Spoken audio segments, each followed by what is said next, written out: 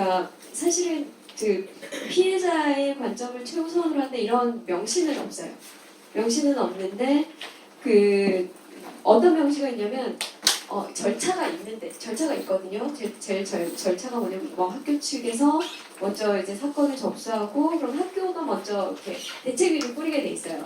그리고 교육청에는 학교가 신고를 하도록 돼 있고 모든 선거충위원회가 학교 교장의 그 지휘 아래 선거충위원회가 다 열린 후에 교육부가 다시 사건을 진행하는 게 그게 그 진행 매뉴얼인데 그러니까 단서 조항이 붙어 있어요. 교육청은 뭐 시급하다고 판단이 되면 이거는 자기 주관대로 행동할 수 있고 원리 원칙을 무시할 수 있다. 매뉴얼의 원칙을 무시할 수 있다. 이런 조항이 있거든요. 그래서 그 매뉴얼 상대로 사실은 교육청이 우리 매뉴얼대로 하고 있다 이렇게 얘기를 하면 그 뭐라 그래야 돼 반박할 수는 없어요. 근데 문제는 그러니까 근본적으로 이 사건이 성비위 사건이냐를 봐야 되는 거죠. 성비위 사건이 아니라고 보면 사실은 교육부가 우리 성비위 매뉴얼에 따라서 이 사건을 보고 있는데 라는 말이 무산이 되는 거예요. 그래서 저는 이 사건이 처음부터 이제 성비위 사건이 아니라고 봤고 스쿨 미트로 이 사건을 재단을 하면 안 된다고 봤습니다. 그래서 그런 기조로 글을 썼고요. 20분 내에 발표할 수 있을지 잘 모르겠는데 일단 발표를 해보도록 하겠습니다. 그 당사자가 직위해제된 이틀 후인 7월 25일에 발표 자료를 보시면서요. 학교 성고충위원회는 광주시 교육청의 판단과 달리 성비위 혐의 사실에 대해서 무혐의 결론을 내렸습니다. 또한 당사자는 자신이 성비위 혐의로 수업에서 배제된 것을 알게 된 다음 날인 7월 19일에 광주시 교육청 교권보호위원회에 교권 침해 규제 신청을 했고 직위해제된 이후 시민들을 대상으로 당시의 수업 내용을 공개하는 등 해명을 위한 개인적인 노력을 지속했습니다. 그리고 교사단체와 시민단체 역시 광주시 교육청의 판단에 언론 매체를 통해서 거듭 이의를 제기해왔습니다. 그러나 이러한 이의 제기에 광주시 교육청은 교육부의 성비위 매뉴얼에 따라 베이산업 교사에 대한 성고충 민원을 접수해서 전수조사했고 성비위 혐의 사실을 확인했다. 그리고 해당 교사를 피해 호소 학생들과 격려한 것일 뿐이라는 답변만 대표하고 있습니다. 근데 이와 같은 광주시 교육청의 답변과 응대에 대한 신뢰는 이 사건을 성비위 사건으로 볼 수 있는가의 여부에 달려있다고 저는 생각을 합니다. 그래서 사건을 성비위 사건으로 분류할 것인가에 논의하기에 앞서 교육부에서 배포한 학교 내 성희롱 성폭력 대응 매뉴얼과 서울시 교육청에서 배포한 그 학교 관리자 연수자료인 교원 성비위 징계 처분 사례 및 판례를 통해서 성희롱 개념을 명확히 하고 해당 자료가 제시하고 있는 유형과 사례를 살펴볼 필요가 있습니다. 그러니까 어떤 법률을 근거하고 있고 이런 거를 다 적은 건데요.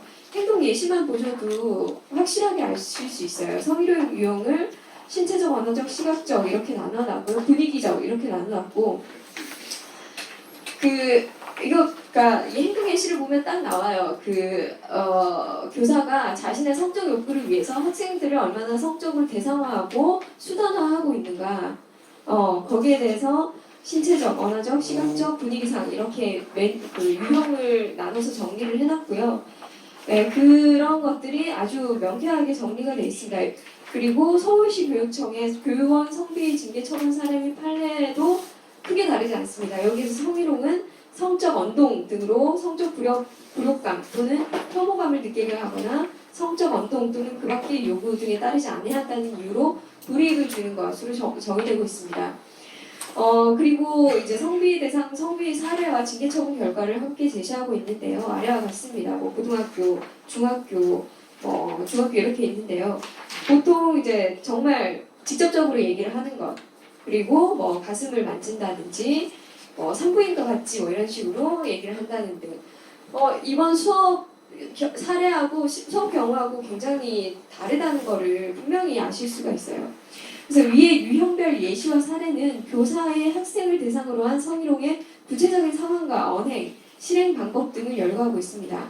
이에 따르면 학교 내 교사에 의한 학생 대상 성희롱은 학교 내외부에서 교사가 한정된 범주의 그룹이나 개인을 특정해서 자신의 성적 욕구를 충족시키기 위해서 이들에게 성적 언동을 하여 학생이나 학생들에게 성적 수치심을 유발하는 것, 그리고 학생의 의지에 반하여 신체 접촉을 시도하거나 특정한 호칭으로 부르거나 스토킹하거나 개인 연락처로 문자나 영상, 사진 등을 보내는 등의 행위, 그리고 수업의 내용과 무관한 성적 언동을 하는 것, 신체나 외모에 대한 평가나 여성에 대한 편향된 평가를 일삼아서 여성이나 여성의 신체는 물론이고 성도덕에 관해 그릇된 인식을 유발하는 행위 등으로 간략하게 정리할 수 있을 것입니다.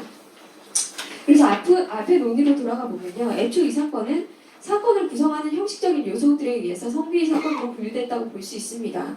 잘 아시다시피 본 사건은 성과 윤리라는 성에 관한 지식을 다루는 수업에서 성을 주제로 한 수업 교재에 불편함을 느낀 몇몇 학생들이 문제를 제기한 사건이기 때문입니다. 사건 자체가 성이라는 문제와 분리 불가능하기 때문에 성비위로 접수될 수밖에 없었습니다. 근데 사건의 시발을 좀 더 따져보자면 본 수업에 대한 이의 제기는 사실 올해가 아니라 지난해 이미 한 차례 학생들에게 제기됐다고 합니다. 교재를 감상하는 여건, 교재를 상영하는 주체인 교사의 성별. 그래서 이 학생들이 올해 해당 수업을 재수강하게 됐는데 자신들이 지적한 지점들이 시정되지 않은 것을 깨닫고 문제 제기를 하게 된 것이 시작이었다는 것입니다. 근데 이 문제 제기도 사실은 공식적으로 이루어지는 바가 없습니다. 그래서 이 부분이 저는 굉장히 문제적이라고 생각을 하는데요. 그거는 뒤에 간략하게 또 언급을 하니까 그때 가서 다시 말씀드리겠습니다. 다시 말해서 이 사건은 표면상 성이라는 문제가 연루됐기 때문에 성비위 사건으로 분류된 것이지 사건의 본질은 교사가 학생을 성적으로 대상화하거나 멸시해서 수치심과 모멸감을 주는 성희롱이 아닌 저는 수업 자체에 대한 전반적인 문제제기였다고 생각을 해요. 그러면 이거는 그러니까 교육청이 관여할 문제가 아니고 학교 내에서 해결이 돼야 되는 문제거든요. 그리고 더군다나 수업의 내용적인 측면들을 따진다면 이 사건은 성비위로 분류할 수 없고 그렇게 봐서도 안 됩니다. 성에 관한 지식을 전달하는 것이 바로 그 수업의 내용이고요. 그리고 선생님이 수업 시간 중에 발설한 성에 관한 내용은 모두 수업의 내용과 직결된 것입니다. 그리고 수업을 위해 채택된 자료인 엘레노르 프리아의 영상 역시 수업의 내용과 무관한 음란물이 아닙니다. 프리아의 영상에 억압받는 다수는 남성과 여성의 성역할과 성관계가 완벽하게 역전된 존재하지 않는 가상의 세계를 통해서 우리의 현실을 미러링하고 패러디합니다. 영상은 이제 남성으로 태어났기 때문에 남성이 살아가면서 한 번도 경험해보지 못했을 위협, 불욕, 멸시를 가상의 스토리로 대리 체험해보라는 것과 이것이 매일 여성이 겪고 있는 일상이라는 것을 짧고 직설적으로 전달합니다.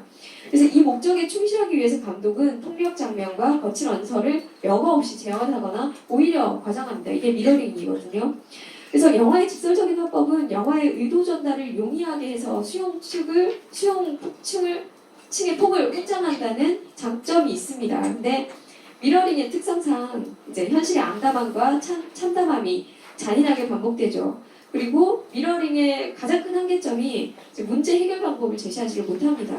그래서 따라서 이제 영상 자체, 감독이 현실의 문제를 재현하기 위해 채택한 재현의 방식, 그리고 이 방식으로 인해 영화 내용에 거북함을 느꼈을 학생들이 있으리라는 가정을 쉽게 할 수 있습니다. 우리는 성인들도 사실은 이 영상을 보고 불쾌감을 느끼거든요. 그리고 성인들도 저도 이제 그 메갈리안들의 미러링이 굉장히 통쾌할 때가 있어요. 저도 뭐 이렇게 손가락질하기도 하고 남자 한남 뒤를 향해가지고 이게 무슨 뜻인지는 아시죠? 네, 그러기도 하고 그리고 뭐 웜어를 쓰면서 저도 따라하기도 합니다. 너무 그러니까 말도 안 되는 그 남성들의 그 행위들을 마주쳤을 때, 근데 이제 미러링이 마냥 100% 찬성하지는 않거든요. 한계도 인정을 합니다. 그래서 이러한 거부감은, 그러니까 미러링의 불쾌감을 느끼기도 하지만 사실 이러한 거부감은 이게 정치적인 급진성 때문인 거죠. 그러니까 워마드는 워마드 나름대로 정치적인 급진성을 띠고 있는 겁니다. 그러니까 메갈리안들은 메갈리안 나름대로. 그러니까 페미니스트들 중에서도 스펙트럼이 굉장히 다양한 거예요. 그래서 영상의 음란성 때문은 아닌 겁니다. 그래서 영상이 수업의 목적에 부합하고 배이상원 교사님이 자신의 성적 욕망을 채우기 위해서 해당 영상을 학생들에게 상영한 것이 아니므로 이제 교육부에서 배포한 매뉴얼 물론이고 그 연수자료, 서울시 교육청에서 배포한 연수자료에도 자료에 제시된 성희롱의 개념점이나 제시된 성희롱 사례 유형별 예시에서 본 사건에 해당하는 유형을 찾을 수 없습니다. 그리고 경찰 기소 의견에 근거가 된 아동복지법 제17조 2호에도 해당되지 않습니다. 불평등한 사회의 모습을 보여주는 것은 불쾌감을 유발할 수밖에 없습니다. 이 영상을 시청하면서 자연스럽게 느낀 불쾌감이나 불편함이 문제라면 성적 지식을 전달하는 수업에서 필연적으로 다룰 수밖에 없는 인간의 신체나 생식기를 설명하기 위해서 신체 이미지나 생식기 이미지를 보여주거나 자세하게 설명하는 것 역시도 문제가 될 것입니다. 따라서 A가 아닌 사건을 A를 해결하는 절차대로 하고 있으니까 전혀 문제가 없다고 말하는 광주시 교육청의 매뉴얼에 대한 응답은 설득력이 떨어집니다. 매우 얻기 힘들다고 생각합니다. 다만 해당 수업에 대해 문제를 제기했던 학생들이 지적했던 사항 중에 하나가, 전 이거는 다른 이제 그 정교조 교직원 분들께 전화 통화를 하면서 들은 거거든요. 성인지 감수성이 부족하다는 것이었다고 하는데, 사실 이게 문제 제기가 공식적으로 이루어진 바가 없습니다. 그리고 공식적인 문제 제기 창구가 없어서 학생들이 공식적으로 문제 제기를 하지 못했고, 교육청을 통해 민원 형식으로 사건을 접수할 수밖에 없었다면, 그리고 그 창구가 성비에밖에 없었기 때문에 그랬다면, 이거는 학생들이 고충을 쉽게 토로할 수 있는 공식적인 창구를 만들어야 되는 문제고요. 이것도 사실은 학교 내에서 해결이 돼야 되는 문제입니다. 그리고 학교 차원에서 행해진 성고충위원회가 대이상원 교사의 수업이 성비는 아니나, 그리고 성인지적 감수성 향상을 위해서 일정 시간의 교육을 이행할 것을 공고한 결정 사항과 일치하는데요. 그렇다고 성인지적인 감수성이 부족하다고 성비의 교사로 징계하거나 아동복지법으로 처벌해서는 안 되는 일입니다. 그래서 이 부분 역시 성고충위원회가 권고한 바와 같이 별도의 교육과정이나 연수를 통해서 해결하면 되는 사안입니다. 그래서 빨리 이제 기소를 불기소 처분을 하고 빨리 되돌아가셔야 될 것 같습니다. 그래서 교육청이 수업 배제를 조치를 취했는데 선생님께서 불복하고 수업을 강행한 게 학생들에게 위협을 줬기 때문에 사건이 진행되는 과정에서 학생들에게 2차 가해 내지는 학생들에게 위력을 행사하려는 시도였다고 볼 수 있다는 주장이 있을 수 있다. 저는 이 사건이 처음부터 스쿨미투는 아니었다고 보고요. 이렇게 되면서 스쿨미투로 발전했다고 생각을 하거든요. 그래서 왜 수업 강행이 이루어졌는지 그래서 저는 짚어볼 필요가 있다고 생각을 합니다. 신고를 접수받은 교육청은 당사자 학생들과 당사자 교사를 분리해야 하는 원칙에 따라서 배상한 교사 선생님을 수업에서 배제했습니다. 그리고 가해자로 지목된 당사자에게 사건의 경위를 알려주면 이제 고발한 학생을 특정할 수 있으므로 학교와 교육청은 교사 본인에게 사건 경위를 알리지 않았습니다. 이에 배상원 선생님은 이 과정을 받아들이지 않고 수업 배제 결정에 불복해 수업을 강행했습니다. 본 사건을 여성주의 단체에서 스쿨미투로 연결하기 시작한 시점은 이때부터라고 합니다. 이번 사건이 일어나기 전부터 광주시 교육청은 어떤 교사가 성비위로 연루되기만 하면 혐의 없음으로 판결이 나더라도 해당 교사들에 대해서 행정상으로 반드시 징계 처분을 내려왔다고 합니다. 때문에 그간 광주시 교육청에 대한 교사의 불신이 차곡차곡 쌓여왔다고 하고요. 그래서 저는 그 선생님의 수업 강행은 이 불신에서 비롯됐을 거라고 생각합니다. 그렇지만 이런 속사정에 대한 이해가 없는 누군가에게 선생님의 대응은 위협적으로 비춰졌을 가능성도 저는 배제할 수 없다고 생각합니다. 그래서 만약에 수업 강행이 학생들의 입장에서 위협적으로 느껴질 수도 있다는 점을 고려하지 못한 선생님께도 책임은 있다고 저는 생각을 하는데요. 그래서 결국 사건은 학교 내 성희롱, 성폭력에 대한 전문적인 검토를 결여한, 그러면서 과도하게 권위주의적인 광주시 교육청의 행정 절차, 그리고 이 기관을 불신할 수밖에 없는 당사자의 대응과 이 대응이 의도치 않았으나 필연적으로 지목할 수밖에 없는 또 다른 관계자가 이 대응에 위협을 느꼈을 가능성을 고려해서 여성단체들이 학생의 보호의 필요성을 주장하면서 일이 진행되지만, 저는 그래서 이 과정을 겪으면서 사건이 스쿨미투가 됐다고 생각을 합니다. 그렇지만 스쿨미투의 자태는 조심스럽게 적용이 돼야 됩니다. 현재 이 사건에 대해서 학생이 제기한 문제의 입장과 반대되거나 다른 견해는 그 학생에 대한 가해로 해석되거나 본 사건을 페미니즘의 광풍, 스쿨미투의 부작용으로 간주하는 입장이 서로 의견을 고수하면서 팽팽하게 맞서고 있습니다.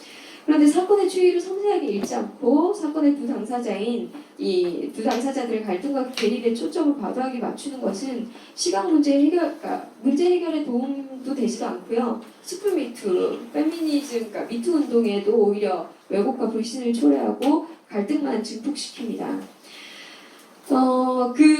다음 단락으로 넘어갈게요. 광주시 교육청의 주장과 달리 발달 단계에 맞지 않는 수업 도구와 자료를 택한 것은, 그러니까 광주시 교육청은 발달 단계에 맞지 않는 수업 도구와 자료를 택해가지고 이게 스쿨미투라고 주장을 하는데요.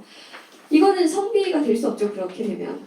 그리고 이에 문제 제기를 한 건 역시 스쿨미투가 될 수 없습니다. 재차 말하지만 성욕구를 채우기 위해서 해당 자료를 상영했다면 성비위가 될 것이지만 발달 단계에 맞지 않는 수업 자료를 택했다는 것은 유아를 막 그리기 시작한 학생에게 방구의 작품을 주고 그리라고 한 것, 혹은 철학 수업 시간에 고도로 현학적인 철학자의 책을 탐독하라고 과제를 내어준 것과 다를 바 없기 때문이라고 저는 생각을 합니다.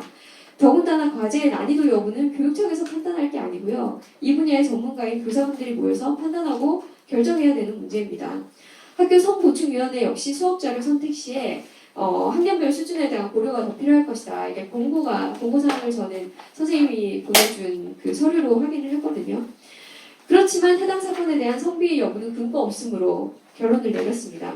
그리고 여러 가능성들을 언급하면서 본 사건을 스쿨 밑으로 보아야 한다는 주장에 대해서 조금 더 설명을 해보자면요. 수업의 특성상 지식과 의견의 전달, 그리고 이를 뒷받침하거나 학생들에게 쉽게 수업의 내용을 이해시키기 위해 제공하는 자료는 어느 정도 일방적으로 전달될 수밖에 없습니다. 민원의 내용 중 수업이 진행되는 과정에서 해당 교사가 학생들에게 성적 유령이나 위력을 행사해 수업을 강행했다는 내용은 언급되지 않고 있으므로 이 사건을 스쿨미트로 간주하는 것은 지나친 해석입니다. 또한 학습 교재로 인해서 불거진 불쾌감을 권력의 문제로 접근하는 시각도 있는데요. 이 역시 수업이나 강의와 같은 지식 전달 시스템의 특성을 고려하지 않은 접근입니다. 다른 나라에서는 어떨지 모르겠지만 우리나라에서는 아직도 이제 일방적으로 많은 경우가 이제 일방적으로 지식이 전달이 되고 있죠. 네, 그래서 우리나라 지식 전달 시스템의 특성을 좀 고려해봐야 된다고 생각을 하고 있고요. 그리고 해당 사건을 성적 위계의 문제나 젠더 폭력, 성폭력의 문제로 접근하는 시각도 있는데요. 이런 접근은 성폭력의 범위를 너무 지나치게 확대 적용함으로 문제적입니다. 성폭력의 범주를 이렇게 광범위하게 확장하게 되면 학생과 교사, 직장 상사와 부하 직원 같이 지시를 내려야 하는 관계에서 벌어질 수 있는 그 관계에서 일어나는 갈등을 모두 성폭력으로 간주할 가능성을 높여서 오히려 사회적 혼란을 가중시킬 우려가 있습니다. 그리고 이 같은 접근은 궁극적으로 스쿨미트의 원래 취지를 왜곡시켜서 이 운동에 대한 불필요한 적대감만을 높입니다. 스쿨미트의 본질은 교사가 성적 욕구를 충족시키기 위해서 교권을 이용해서 학생들을 성적으로 대상화하는 등의 언행으로 학생에게 성적 수치심과 모멸감을 야기하는 것을 학생들이 주체적으로 고발하고 이들이 실질적인 처벌을 받도록 만드는 실천 운동입니다. 그래서 스쿨미트의 정의 범주를 지금보다 훨씬 더 좁힐 필요가 있습니다. 그래야지 혼란을 막을 수가 있습니다. 그래서 광주연합이 본사안을 스쿨미트로 보아야 한다고 주장한 시점과 주장한 이유는 광주시 교육청의 주장과 차이가 있어서 주목할 필요가 있어 보입니다. 앞에서도 말했듯이 광주 여성연합이 본사안을 스쿨미트로 보아야 한다고 주장한 시점은 수업 배제에 불복하고 선생님이 수업을 강행한 시점부터입니다. 광주 여연은 그래서 방학이 끝나는 8월 19일 날 기자회견을 열어서 사건의 내용과 피해에 대한 정확한 정보가 없는 상태에서